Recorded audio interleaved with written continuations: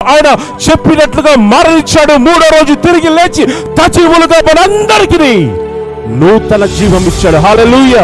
దేవునికి ప్రార్థిస్తూ, దేవునికి స్తుతిస్తూ, కీర్తనలు పాడుచు, ఆయనను మహిమపరుస్తూ, గంభీరముతో ఆయనను ఆరాధిస్తున్నారంట. ఈ రోజు నువ్వు ఏం సిద్ధం చేసుకున్నావు కుమార్తె, ఏం సిద్ధం చేసుకున్నావు కుమారా? ఒక రక్షణ వాడను నీ కొరకు, నీ కుటుంబం కొరకు సిద్ధము చేసుకున్నావా, లేదా అలానే బ్రతుకుతున్నావా?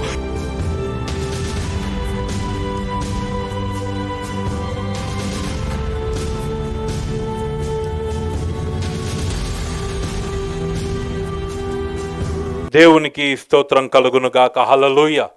ప్రేమైన చుట్టువారరా, మరి క్రైస్తవులను శ్రమలు వస్తూ ఉంటాయి, క్రైస్తవుల్ని శ్రమలు చుట్టుపెడుతూ ఉంటాయి.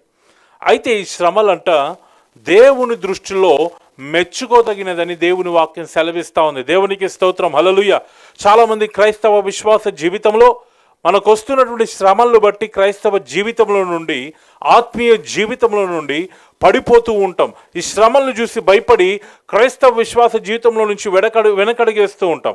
అయితే ప్రేమించటి వారరా, మనకొచ్చే శ్రమలను బట్టి దేవుడు ఆ శ్రమల్ని ఆయన దృష్టిలో ఏం చేస్తున్నాడంటే మెచ్చుకోదగినవని దేవుని వాక్యం సెలవిస్తూ ఉంది. దేవునికి స్తోత్రం. హల్లెలూయా.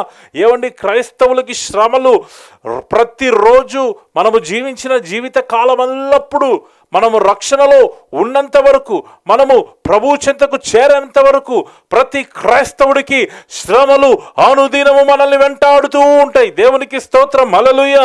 చూడండి, అపోస్తులైన పౌలు పేతురుకు రాసినటువంటి మొదటి పత్రిక 3వ అధ్యాయం 14వ వచనం, మీరు ఒకవేళ నీతి నిమిత్తము శ్రమ పడినను మీరు ధన్యులే. దేవునికి స్తోత్రం. హల్లెలూయా.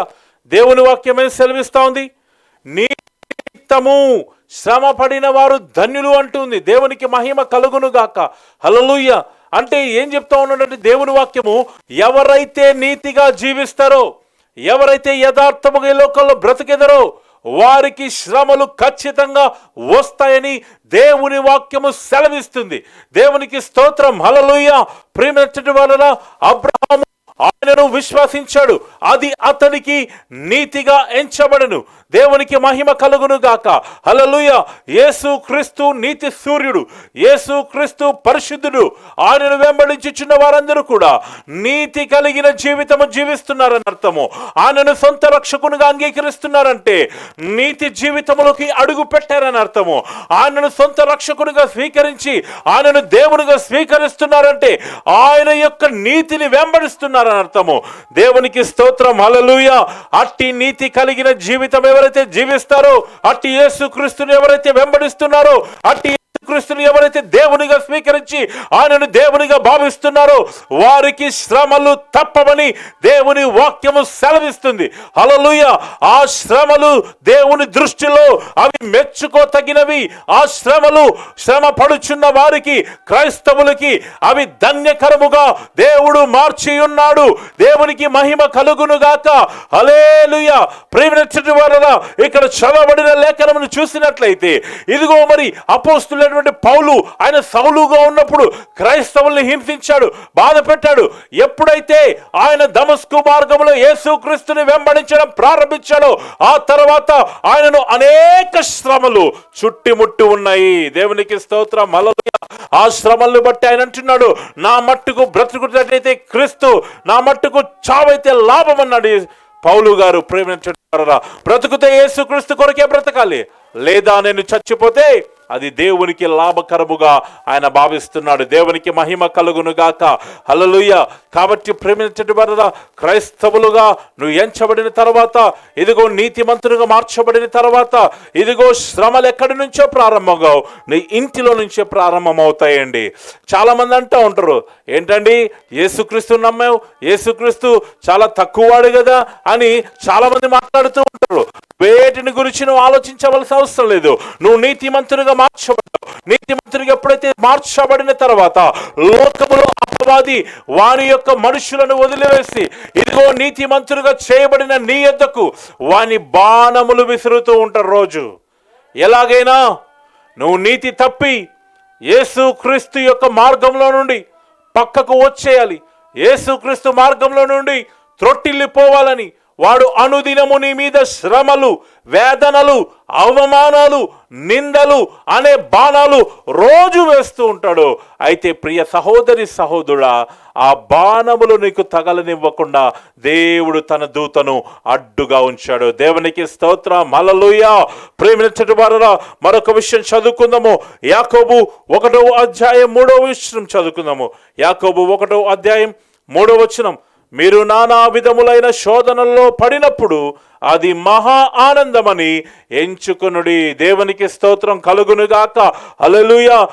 క్రైస్తవులు అనేకపరమైన శోధనలు ఎదుర్కొంటూ ఉంటారు. ఎన్నో శోధనలు. ప్రార్థన చేస్తున్నప్పుడు శోధనలు వస్తూ ఉంటాయి. వాక్యాన్ని చదువుతున్నప్పుడు శోధనలు వస్తూ ఉంటాయి. నువ్వు లోకపరమైన జీవితంను విడిచిపెట్టి, లోకానుసారమైన జీవితంను విడిచిపెట్టి, యేసుక్రీస్తే నాకు నిజమైన రక్షకుడు, ఆయన ద్వారానే నాకు మార్గం, ఆయన ద్వారానే నాకు సత్యము, ఆయన ద్వారానే నాకు జీవ మార్గమును తెలియబడిందని మన మనోనేములు వెలిగించబడిన తర్వాత, ఆయనను సొంత దేవునిగా, సొంత రక్షకునిగా అంగీకరించిన తర్వాత అపవాది ఏం చేస్తాడంటే నిన్ను నన్ను పడగొట్టడానికి వాని ప్రయత్నములు కోకొల్లలుగా చేస్తూ ఉంటాడు. దినములు ప్రయత్నములు ప్రతిరోజు చేస్తూ ఉంటాడు. మనకు ఏదైతే బలహీనత కలిగి ఉన్నామో ఆ బలహీనతను వాడు ముదురుగా పెడతాడు. వాడు మన ముందట పెట్టి ఇది నీ బలహీనత, ఆ బలహీనతను బట్టి మనం పడిపోతూ ఉంటాం. అందుకే శోధన సహించువాడు రక్షింపబడును అని రాయబడింది. హల్లెలూయా. దేవునికి స్తోత్రం, హల్లెలూయా. అంతము వరకు సహించిన వాడు ప్రేమించటి వాళ్ళరా. కాబట్టి క్రైస్తవులకు శోధన వచ్చినప్పుడు, మనము ప్రార్థనలో వాక్యములో ఎదుగుతున్నప్పుడు, వాక్యాన్ని పఠించి వాక్యానుసారంగా జీవించడం ప్రారంభించినప్పుడు, మనం ప్రయత్నం చేస్తున్నప్పుడు, శోధనలు వచ్చినప్పుడు అవి మనకు ఆనందకరముగా మనం ఎంచుకోవాలి. దేవునికి స్తోత్రం, హల్లెలూయా. ఏంటబ్బా, నేను ఎప్పుడు ప్రార్థన చేస్తున్నా నాకెందుకు వస్తున్నాయి శోధనలు, నేను ఎప్పుడు వాక్యం చెబుతున్నా నాకెందుకు వస్తున్నాయి శోధనలు అంటే, నీవు క్రీస్తులో బలపడుతున్నావని మనం తెలుసుకోవాలి. దేవునికి స్తోత్రం, హల్లెలూయా. అపవాది సాతాను వాడి యొక్క ప్రయత్నములు లోకానుసారంగా జీవించే వారి ఎదుట వాని ప్రయత్నములు చేయడు. ఎవరైతే దేవుని వైపు తిరిగి నీతి కలిగిన, యథార్థత కలిగిన జీవితములు జీవించుచున్నారో వారి యొద్దకు అపవాది వాని ప్రయత్నములు, వాని ఆయుధాలు, వాని బాణములు మన మీద గుచ్చడానికి ప్రయత్నం చేస్తూ ఉంటాడు. అయితే వాడు గుచ్చుతున్న ప్రతి ఆ యొక్క బాణము మన ఆత్మీయ జీవితానికి ఒక్కొక్క ఎదుగుదల మెట్టు అని మనం కనుగొనాలి. దేవునికి స్తోత్రం, హల్లెలూయా. మనము ప్రార్థన ఎక్కువ చేస్తుంటే మనకే సమస్యలు వస్తున్నాయంటే దేవుని దృష్టిలో మనము, వాని దృష్టిలో, దేవుని దృష్టిలో చాలా బలంగా ఉన్నామని మనము తెలుసుకోవాలి. దేవునికి స్తోత్రం, హల్లెలూయా. చివరిగా ఒక మాట ఉంటుంది. 1 పేతురు 4వ అధ్యాయం 16వ వచనం. ఎవడైనను క్రైస్తవుడైనందుకు బాధ అనుభవించిన ఎడల అతడు సిగ్గుపడక ఆ పేరును బట్టియే దేవుని మహిమపరచవలను. దేవునికి స్తోత్రం, హల్లెలూయా. చాలామంది క్రైస్తవులను చెప్పుకోవడానికి సిగ్గుపడుతూ ఉంటారు. చాలామంది రహస్యంగా యేసుక్రీస్తుని సొంత రక్షకునిగా అంగీకరించి ఉన్నారు చాలామంది. అయితే బహిర్గతముగా నేను క్రైస్తవుడినని చెప్పుకోలేకపోతున్నారు. కారణము, సమాజములో వారు క్రైస్తవులంటే వారిని వెలివేస్తారేమోనన్న భయం, క్రైస్తవులంటే వాడిని చిన్న చూపు చూస్తారేమోనన్న భయం. ఎప్పుడైతే భయాన్ని విడిచిపెట్టి మనం బహిర్గతముగా నేను క్రైస్తవుడినని మనము సిగ్గుపడకుండా ధైర్యముగా చెప్పగలుగుతామో అప్పుడు నా రక్షణకు అది చాలా గొప్పగా బలమైనటువంటి సాక్ష్యముగా చేకూడుతుంది. దేవునికి స్తోత్రం, హల్లెలూయా. క్రైస్తవులుగా సొంత రక్షకునిగా దేవుణ్ణి అంగీకరించి రహస్యంగా ఉంటే ప్రయోజనం లేదు. నేను క్రైస్తవునని బహిర్గతముగా చెప్పుకునేటువంటి పరిస్థితుల్లోకి నేటి క్రైస్తవులు రావాలి. హల్లెలూయా. చాలామంది అవమానిస్తారని భయం, చాలామంది వెలవేస్తారేమో నేను క్రైస్తవునని చెప్పుకుంటే. నువ్వు వీడేంట్రా రోజు చర్చికి వెళ్తున్నాడు, వీడిని దూరం ఉంచాలని అంటారేమోనన్న భయం. ప్రేమినటువంటి వారా, యేసుక్రీస్తు నీ కోసం, నా కోసము తన రక్తాన్ని కార్చాడు. హల్లెలూయా. తన రక్తాన్ని కార్చాడు. ప్రేమించటి వాళ్ళ నీతి మంతుల్ని ఈ లోకము అనేక విధములుగా శ్రమ పెడుతూనే ఉంటుందంట. మనము నీతిమంతులుగా తీర్చబడ్డాం యేసుక్రీస్తు రక్తంలో కడగబడి. ఆయన నీతిమంతుడు కనుకనే లోకం ఏం చేసింది? ఆయన మీదే అబద్ధ సాక్ష్యాలు పలికింది. ఎప్పుడైతే లోకాన్ని విడిచిపెట్టి దేవుని వైపు తిరుగుతామో అప్పుడు శ్రమలు ప్రారంభమవుతాయి.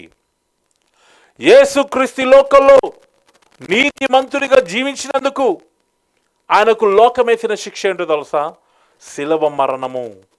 దేవదూషణ చేశాడని, ఆయన దేవదూషణ చేశాడని, ఆయన అబద్ధికుడని, ఆయన క్రొత్త బోధ చెప్తున్నాడని, తనను తాను దేవుడిగా అనుకున్నాడని